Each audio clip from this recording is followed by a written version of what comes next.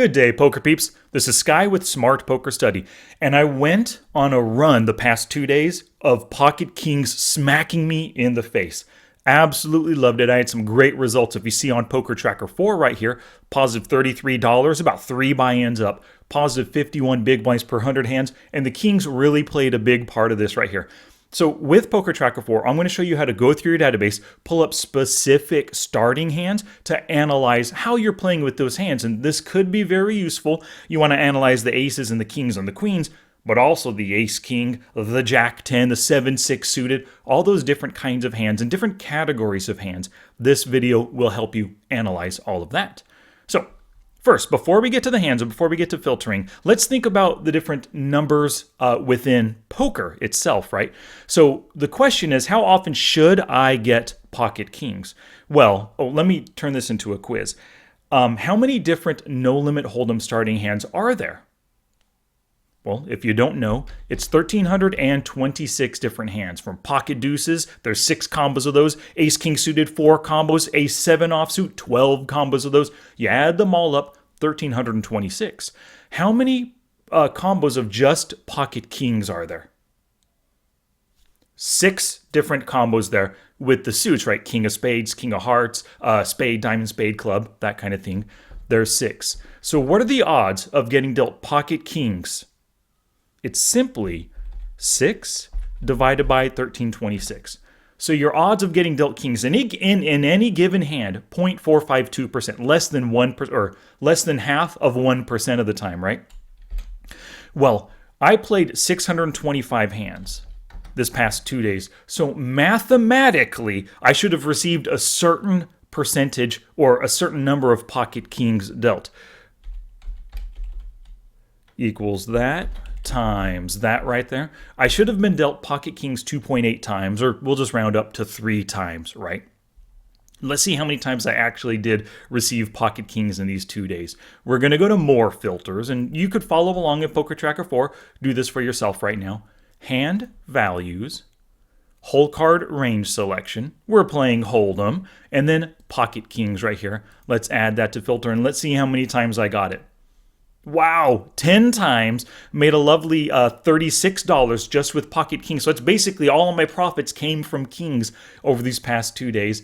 Positive 3,600 basically big blinds per 100 hands. That means every time I was dealt pocket kings, on average, I earned 35.94 big blinds. Really good results with kings. And then 10 different hands right here, right?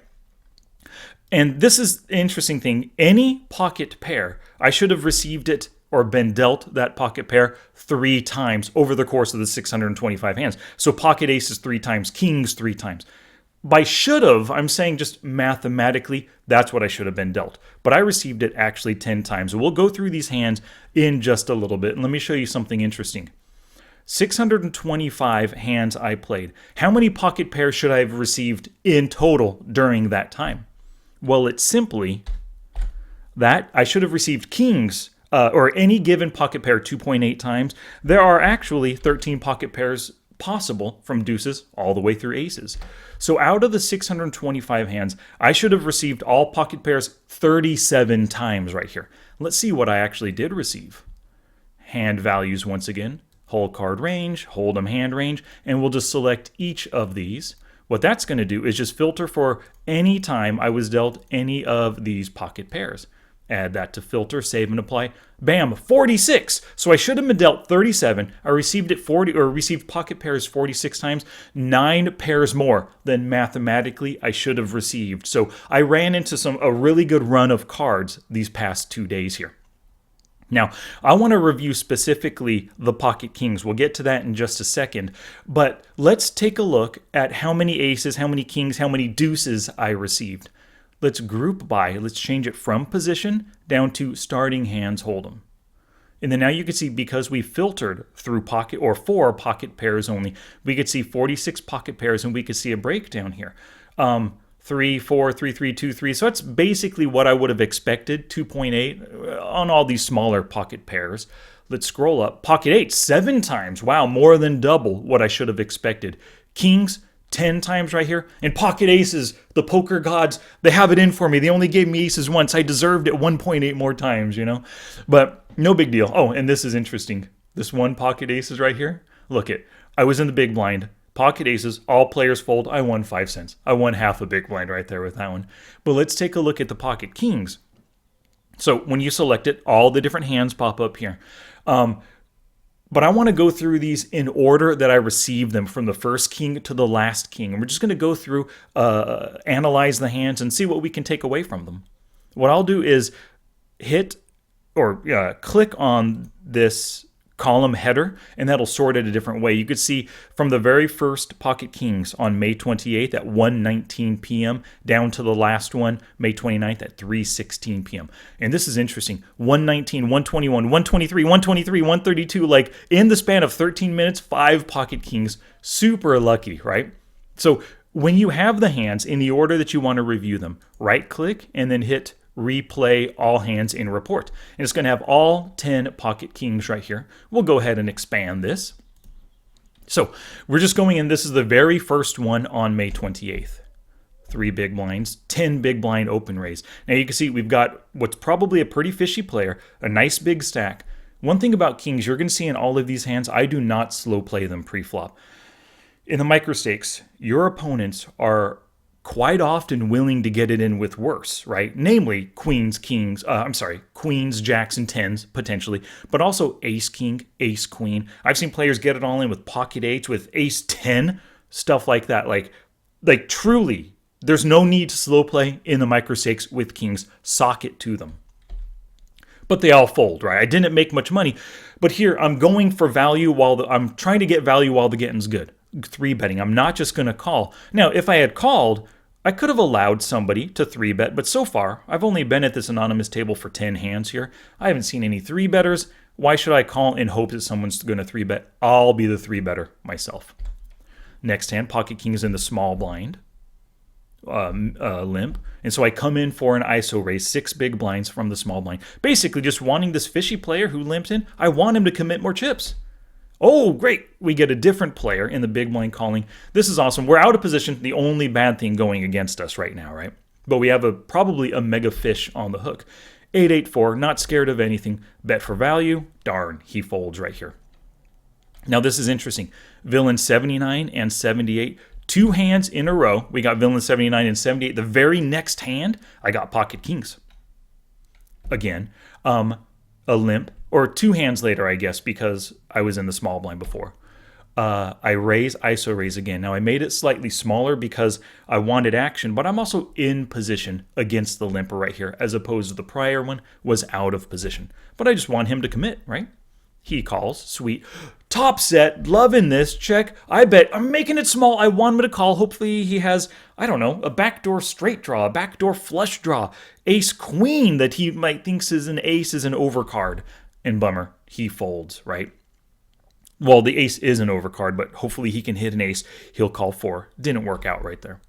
Pocket kings in this hand. So you could see so far, this is the 4th pocket kings, but it's happened within the span of like 5 minutes or something. It's blowing my mind at this point, getting so many kings. Open raise and 2 callers. Okay, 8-3-8. Once again, wow, paired 8s on the board.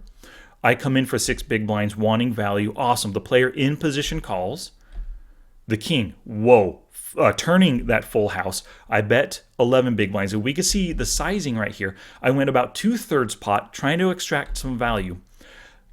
He gave me value on this king. I hit a bigger hand, or I turned the nuts, right, besides pocket 8s. Now I bet smaller. I shade it from 66% pot to roughly 50% pot. I want him to continue, but I don't want to just check and let him check behind. Like, I want to get value out of the guy. And darn, he folds once again, right? So I'm getting dealt good hands, hitting awesome flops, great turns, but not getting the value that I necessarily want to achieve. Open raise here, 3.5. I'm doing it under the gun. Super fishy player, looking very loose aggressive and fishy player. Couple of non-players here, but I'm going for max value. Get a call, and then another call. Ooh, a set once again. Loving this. He donk leads 8 into about 11, so about 80% pot, give or take. And I raise it up. I'm going for value right here. He could have a couple of spades. He could have an ace. He's never folding. I'm not going to slow play by just calling. Fold, and then he just calls right there. Now the second spade comes. I have the king of spades, so I have a flush draw at this point. I still have a set. And he bets half pot once again. After I raised him on the other street, he leads out again. There's a good chance at this point he does have a flush. Queen, jack of spades, jack, 10 of spades, 5, 6 of spades, maybe even, right? There's so many different spades he could have. And I have a set, but I have a lot of potential. A 3 or a 7 on the river gives me a full house. A spade gives me a nut flush, besides the straight flush possible. So I just call because he could be ahead. If you just think about it, he bet again on the turn after I raised the prior street. He means business. He likes his hand is what I'm thinking at this time. Whoa, another spade comes. 4-6 is the only thing to beat me. 4-6 of spades, 4 straight. Oh, deuce 4 as well. I apologize. But really, I'm not scared of anything here. I'm loving this spot. 114 big blind pot. He has only 36. And he shoves. There's no way I'm folding. I can't put him on a straight flush here, right? So I call ace 10. So he played that ace super, super aggressively, which is a great thing when you have loose aggressive maniacs like this and you're in position on the table. It is a good idea, even with some of your best hands, just to slow play and call. Now, I said earlier, get value while the getting's good. Always be raising, raising, raising. Definitely pre-flop. And you saw I raised on the flop as well. But as soon as he showed that further commitment, and we were basically, due to that bet size he made, on the turn, due to that bet size right there, look, if I call, that pot's going to be humongous. He's only got 36 behind. I don't need to commit him just yet right now. He's probably already committed in the hand. And just in case something ugly comes on the river, I could potentially find a fold. I probably won't, but I could. Against a different player, possibly, right? But won a huge pot right there. Loving this. Now, this is the next day. We're on the 29th, and I get dealt. This is my first pocket kings this day. A limp. Coming for an ISO raise. Once again, 5 big blinds. I'm in position. Sometimes I go 6 or 7, but you can see there's no HUD. I don't know anything about this player. I don't know that he's fishy or anything, so I'm just playing kind of a standard ISO raise sizing. Fold, fold. I call, or he calls, I mean to say. 7, 6, 10. Loving this. He shoves for 30 into 12. There's no way I'm folding. I can't put him on a set of 6s or an 8, 9 for a straight. Forget that. So, hey, 74. He just had that pair. He had equity. He could have hit a 4 or a 7 here to crack me. But hey, it worked out. Pocket king shortly thereafter that prior hand. 4 big blind open raise. A 4 big blind call. A 4 big blind call. A 4 big blind call. Okay. Before you see my size, you can probably assume I'm not going to call, right? I think 3 betting here is the best play to make, given how fish, fish, fish, fish, loving this spot. Actually, I should color code this player green. I should have had him color coded to green. 56-11 already. He's a fishy player. What size would you make it right here?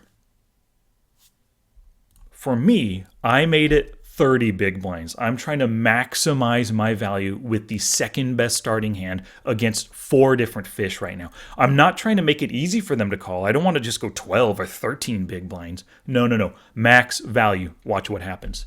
Open razor folds. Okay, so he was trying like a weird 4 big blind steal. Maybe he just had like ace 7 suited and just realizes he's crushed. I don't know what he was doing exactly. But then look at that. 87-7, super fishy player, lovely big stack. I've got a big stack too. I have everyone covered right here. This is amazing. He calls, and then he calls too. Oh my gosh, look at the size of that pot. 100 big blinds already, 114 behind 41. They're both committed. I'm committed. The only thing I'm scared of is an ace, because you could imagine 2 players calling 30 big blinds. There's a great chance they have ace king, ace 10 in their range right now. I just don't want to see a flop ace. And I don't. 10-9-3. I'm loving this spot. This player checks. Now, at the time, I thought to myself, what could I do here? What should I do? How much should I bet? And I decided to just shove it in, to try to make myself look as bluffy as I can. Maybe they'll both think that, oh, this dude just has ace king, and he's trying to get us to fold. That was the goal right here. And I think it worked, because he called, And then he called as well. Awesome. They probably did put me on ace king. You know, that's one of those hands that your opponents often put you on when you get aggressive. And you can sometimes use that against them like I did right here. They might have even thought I had like pocket eights, right? Something less than the board even.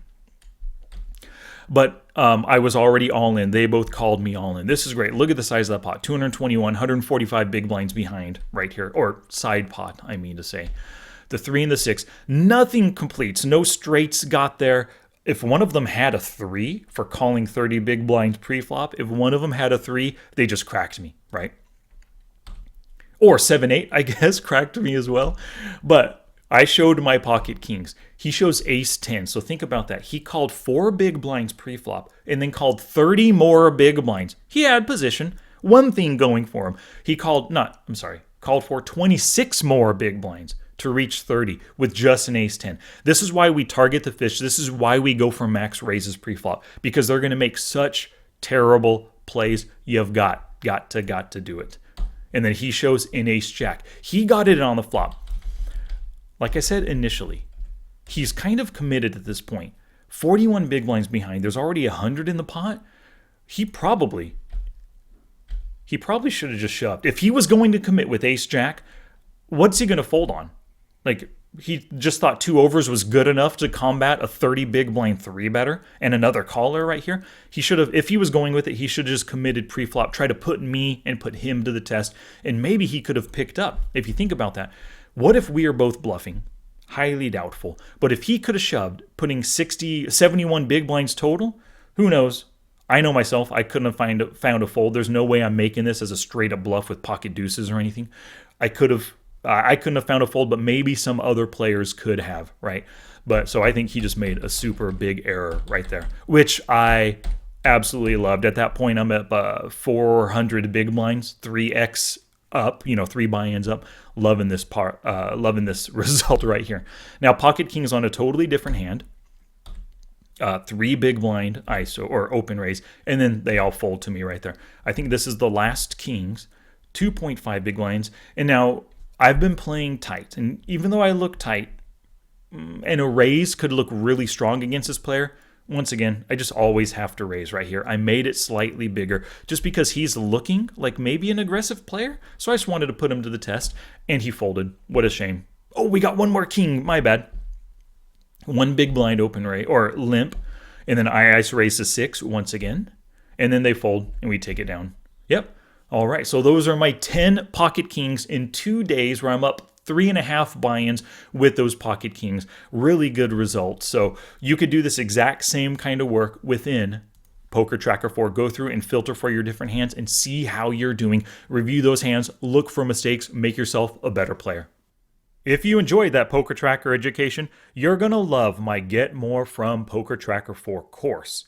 Click the link in the description or go to smartpokerstudy.com/getmorefrompt4. The page that you'll land on will tell you everything that you need to know about this course, all the things that it will teach you. Just to recap it all, if you scroll down, 15 video lessons, including the bonuses, that total 4.9 hours of do-as-you-consume instruction. Now, do-as-you-consume is important because if you follow along with me in your own PokerTracker 4 database as you watch the videos, it's going to really help you efficiently learn the program. Now, with the course, you get 62 different downloads to help you get the most from this incredible software. So once again, click the link in the description or go to smartpokerstudy.com/getmorefrompt4.